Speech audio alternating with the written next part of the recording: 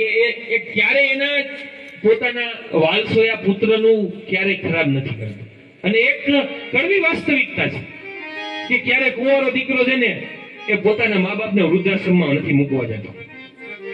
જે કોઈ આ કાર્યક્રમ કદાચ લાઈવ સાંભળતા હોય ને ભાઈઓ બહેનો, તે બધાને મારી વિનંતી છે કે કુંવારો દીકરો છે ને ક્યારે કોઈ દી મા બાપને વૃદ્ધાશ્રમમાં મૂકવા ગયો ક્યાં સાંભળ્યું તમે?